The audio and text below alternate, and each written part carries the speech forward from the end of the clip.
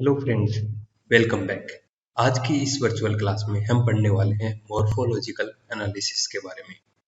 हम समझेंगे कि प्रोडक्ट डिजाइन के दौरान मॉर्फोलॉजिकल एनालिसिस क्या है और यह किस तरह किया जाता है।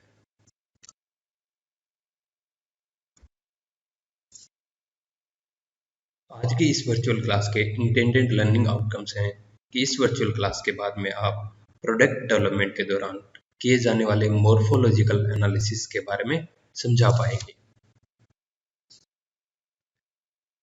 So after the class, you can easily explain the process of morphological analysis that is used in product development process. तो चलिए शुरू करते हैं। सबसे पहले समझते हैं मॉर्फोलॉजी क्या होती है। मॉर्फोलॉजी दो शब्दों से, दो वर्ड्स से मिलकर बनी है, मॉर्फो एंड लॉजी। मॉर्फो एक ग्रीक वर्ड मॉर्फी है जिसका मतलब होता है शेप, फॉर्म या पैटर्न। लॉजी का मतलब स्टडी होता है, तो मॉर्फोलॉजी हुआ study of shapes, study of forms और स्टडी ऑफ पैटर्न्स। यानी इसमें हम शेप, फॉर्म और पैटर्न्स की स्टडी करते हैं। मॉर्फोलॉजी में हम देखते हैं कि किसी ऑब्जेक्ट के पार्ट्स का क्या अरेंजमेंट या पैटर्न हो सकता है और ये होल प्रोडक्ट यानी कंप्लीट ऑब्जेक्ट के लिए किस तरह एक दूसरे से रिलेट करते हैं। हम ऑब्जेक्ट को अलग अलग उसके पार्ट्स में डिवाइड करते हैं, फिर देखते हैं कि उनके क्या क्या अरेंजमेंट्स हो सकते हैं और ये अरेंजमेंट्स, ये पैटर्न्स एक दूसरे से कैसे रिलेटेड होते हैं। यहाँ जो ऑब्जेक्ट है वो फिजिकल भी हो सकते हैं, कॉन्सेप्चुअल भी हो सकते हैं। फिजिकल जैसे कि प्रोडक्ट हो सकता है, ऑर्गेनिजम्स हो सकते हैं। तो अगर हम प्रोडक्ट को पार्ट में डिवाइड कर उसके पार्ट्स का अरेंजमेंट देखें और उनका रिलेशन देखें, देन यह भी प्रोडक्ट की मॉर्फोलॉजी हुई। उसी तरह हम कॉन्सेप्चुअल में आइडियाज, कॉन्सेप्ट या लिंग्विस्टिक फॉर्म्स की बात कर सकते हैं। लिंग्विस्टिक से रिलेटेड अगर मॉर्फोलॉजी की बात करें तो इसमें हम वर्ड्स कैसे बनते हैं या वर्ड्स में जो लेटर्स होते हैं वो एक दूसरे से किस तरह रिलेट करते हैं, इस बात की स्टडी करते हैं। Morphological analysis. मॉर्फोलॉजिकल एनालिसिस एक टेक्निक है, टूल है, एक मेथड है और इस टेक्निक को स्वीडिश यानी स्वीडन के एस्ट्रोफिजिसिस्ट फ्रिट्ज ज्विक्की के द्वारा इजाद किया गया था। उन्होंने एरोस्पेस और एस्ट्रोनॉमिकल प्रॉब्लम्स को सॉल्व करने के लिए, टेलीस्कोप की डिजाइन करने के लिए इस टेक्निक का यूज किया। इस टेक्निक का उपयोग किन्हीं आइडियाज को जनरेट करने या किसी प्रॉब्लम को सॉल्व करने के लिए किया जाता है। इसमें हम किसी भी जो हमारी प्रॉब्लम है, like design of A product, तो उससे रिलेटेड हम ढेर सारे आइडियाज इस टेक्निक के द्वारा प्राप्त कर सकते हैं। मॉर्फोलॉजिकल एनालिसिस एक सिस्टमेटिक अप्रोच है जिसमें हम एक वेल डिफाइंड प्रोसीजर को फॉलो करते हैं। इसमें कॉम्प्लेक्स चीज़ों या जो प्रॉब्लम है वो सिस्टम से रिलेटेड हो सकती है, प्रोडक्ट से रिलेटेड हो सकती है, प्रोसेस से रिलेटेड हो सकती है। तो उस कॉम्प्लेक्स ऑब्जेक्ट को या प्रॉब्लम को डिफरेंट फंडामेंटल यूनिट्स में डिवाइड करते हैं, बांट लेते हैं और फिर उनके बीच में हम लिंक को जनरेट करते हैं। मॉर्फोलॉजिकल एनालिसिस में हम ऑब्जेक्ट, प्रॉब्लम, प्रोडक्ट के फंक्शंस और सब फंक्शंस को आइडेंटिफाई करते हैं और फिर उनके जो भी प्रोबेबल सॉल्यूशंस हैं उनका पता लगाते हैं। या हम यह भी कह सकते हैं कि जो भी ऑब्जेक्ट है वो फिजिकल हो चाहे कंसेप्चुअल हो, उसके डायमेंशंस और पैरामीटर को आइडेंटिफाई करते हैं और फिर उनके ऑप्शंस का पता लगाते हैं। प्रोडक्ट डिजाइन में अगर मॉर्फोलॉजिकल एनालिसिस की बात करें तो हम प्रोडक्ट से रिलेटेड जो प्रॉब्लम है उससे जुड़े फंक्शंस और सब फंक्शंस या डायमेंशंस या पैरामीटर्स के बारे में पता लगाते हैं, उन्हें आइडेंटिफाई करते हैं और फिर उनके जो भी प्रोबेबल सॉल्यूशंस या ऑप्शंस हो सकते हैं उनको आइडेंटिफाई करते हैं। और इन सब को मिलाकर एक मैट्रिक्स या टेबल बनाई जाती है जिसे कि मॉर्फोलॉजिकल बॉक्स, मॉर्फोलॉजिकल मैट्रिक्स या ज्विक्की बॉक्स या मॉर्फोलॉजिकल चार्ट भी कहा जाता है।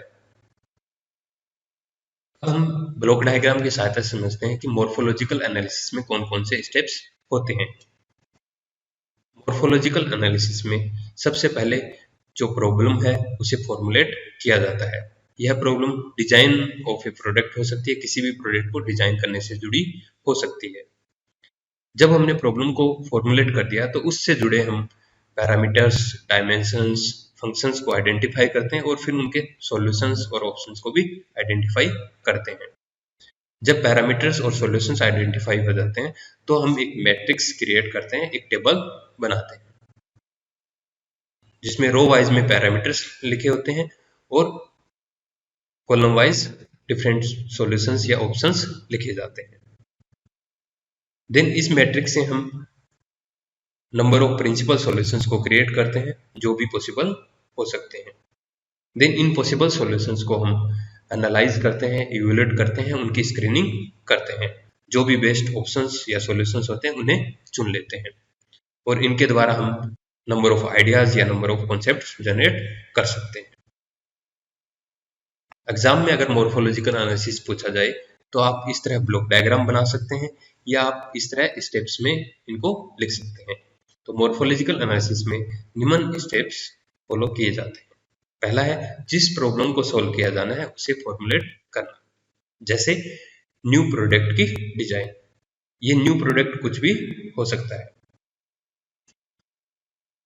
दूसरा स्टेप है सभी डायमेंशंस, पैरामीटर्स, फंक्शंस और उनसे जुड़े संबंधित सॉल्यूशंस या ऑप्शंस को आइडेंटिफाई करना। तीसरा स्टेप है मॉर्फोलॉजिकल मैट्रिक्स या मॉर्फोलॉजिकल चार्ट बनाना। चौथा स्टेप है मॉर्फोलॉजिकल मैट्रिक्स में प्रिंसिपल सॉल्यूशंस या ऑप्शंस को क्रिएट करना। जो भी पॉसिबल सॉल्यूशंस या ऑप्शंस हो सकते हैं उन्हें इंटरलिंक करते हुए हम उस प्रॉब्लम के सॉल्यूशन को आइडेंटिफाई करते हैं। नेक्स्ट स्टेप है जो भी प्रिंसिपल सॉल्यूशंस हमने चौथे स्टेप में हासिल किए हैं उनकी स्क्रीनिंग करते हैं, उनका इवैल्यूएशन करते हैं और बेस्ट ऑप्शन को सिलेक्ट कर लेते हैं। तो इस तरह इन स्टेप्स के द्वारा मॉर्फोलॉजिकल एनालिसिस किया जाता है। अब एक एग्जांपल की सहायता से समझते हैं कि मॉर्फोलॉजिकल एनालिसिस किस तरह किया जाता है। एक एग्जांपल है या जो प्रॉब्लम है वो रिलेटेड है डेवलपमेंट ऑफ ए लैम्प। एक लैम्प के डेवलपमेंट या डिजाइन से रिलेटेड हमारे पास प्रॉब्लम है। हम जानना चाहते हैं कि किस तरह के लैम्प हम डेवलप कर सकते हैं। तो लैम्प से जुड़े हमने पैरामीटर्स, फंक्शंस, डायमेंशंस को आइडेंटिफाई किया। ये हैं power supply, bulb type, size, style, finish, material. फिर हम इन पैरामीटर से जुड़े जो भी ऑप्शंस या सॉल्यूशंस हो सकते हैं वो फाइंड आउट करते हैं, आइडेंटिफाई करते हैं। तो जैसे कि हमने पावर सप्लाई से रिलेटेड आइडेंटिफाई किए कि ये पावर सप्लाई एसी पावर्ड हो सकती है, सोलर पावर्ड हो सकती है, गैस पावर्ड हो सकते हैं, केरोसिन पावर्ड हो सकती है। वहीं बल्ब टाइप हेलोजन हो सकता है, बल्ब टाइप हो सकता है, कलर्ड हो सकता है। साइज लार्ज, मीडियम, स्मॉल या हैंड हेल्ड हो सकती है। स्टाइल मॉडर्न, एंटीक, एथनिक या आर्ट नोया हो सकती है। Finish black, white, metallic, animal, fabric हो सकती है। Material metal, ceramic, glass, would इस तरह का हो सकता है। तो जो भी पैरामीटर्स थे उनसे रिलेटेड हमने ऑप्शंस को आइडेंटिफाई किया। उसके बाद में हम मॉर्फोलॉजिकल मैट्रिक्स डेवलप करते हैं। तो यहाँ पर हमने इस तरह रोज में पैरामीटर्स नोट डाउन किए हैं और यहाँ सॉल्यूशंस या ऑप्शंस लिखे हैं। तो इस तरह आप मॉर्फोलॉजिकल मैट्रिक्स बना सकते हैं। जब मॉर्फोलॉजिकल मैट्रिक्स बन जाती है तब हम डिफरेंट पैरामीटर्स के लिए जो सॉल्यूशंस हैं उन्हें इंटरलिंक करते हुए, उन्हें रिलेट करते हुए, उनका लिंक बनाते हुए हम कुछ प्रिंसिपल सॉल्यूशंस फाइंड आउट करते हैं। जैसे यहाँ हमने पावर सप्लाई अगर सोलर ली, बल्ब टाइप बल्ब लिया, साइज मीडियम ली, स्टाइल मॉडर्न ली, फिनिश वाइट और मटेरियल ग्लास। तो हमें पॉसिबल कॉम्बिनेशंस या सॉल्यूशंस प्राप्त हुए कि सोलर पावर्ड या बैटरी से चलने वाला डे लाइट बल्ब जो कि possibly used in cloth shops to allow customers to see the true colour of clothes. कि हम ऐसा कोई solar power daylight bulb बना सकते हैं जो कि क्लॉथ शॉप्स में यूज किया जा सके। तो इस तरह इन कॉम्बिनेशंस के द्वारा हमें एक सॉल्यूशन मिला, वो ये था। ऐसा भी हो सकता है अगर हम पावर सप्लाई केरोसिन लें, बल्ब टाइप बल्ब लें, size small, style art nouveau, finish metallic, material ceramic, तो हम पॉसिबल कॉम्बिनेशन प्राप्त कर सकते हैं कि a ceramic oil lamp in art nouveau style used in themed restaurants discrediting the olive oil lamps of 2000 years। तो इस तरह इन कॉम्बिनेशन के द्वारा हम कोई ऐसा लैम्प भी बना सकते हैं। यहाँ पे आर्ट नोविया एक आर्ट है, इसे आप गूगल कर सकते हैं कि किस तरह की ये आर्ट होती है। देन हम इस तरह का भी कॉम्बिनेशन प्राप्त कर सकते हैं कि पावर सप्लाई अगर एसी हो, बल्ब टाइप कलर्ड हो, size small, style ethnic, finish fabric, material metal, तो a normal table lamp design to be painted, wallpapered और covered in fabric so that it matches the style of a room perfectly.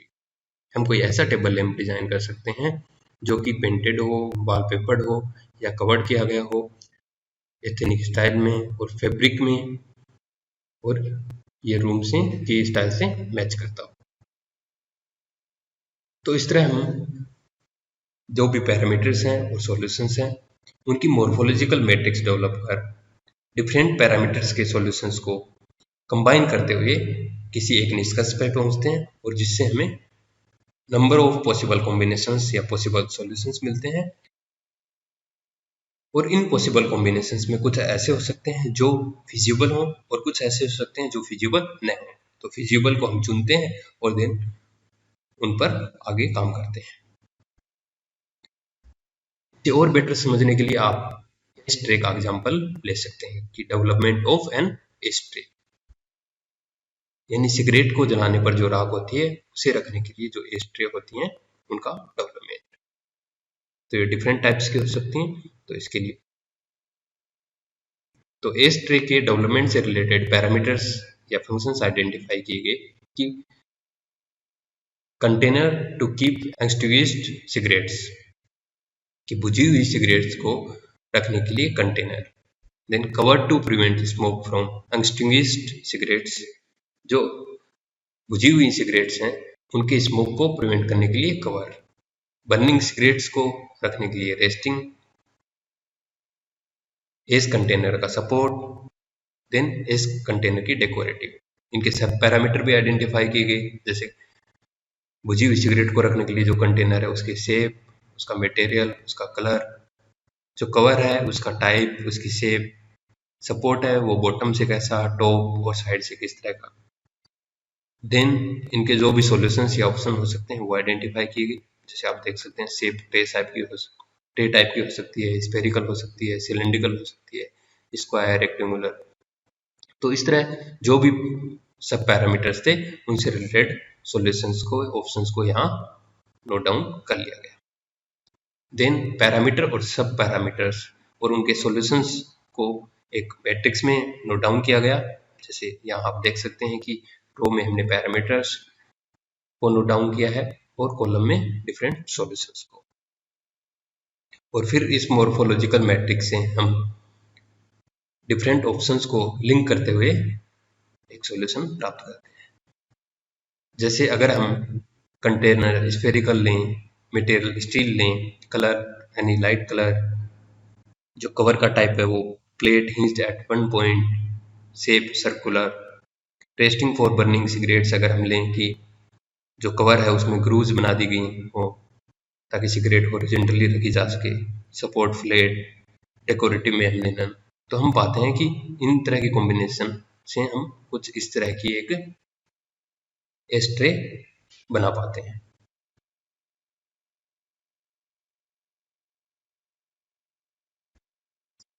इस तरह आप different other options को चुनते हुए भी different types की एस्ट्रे पाते हैं।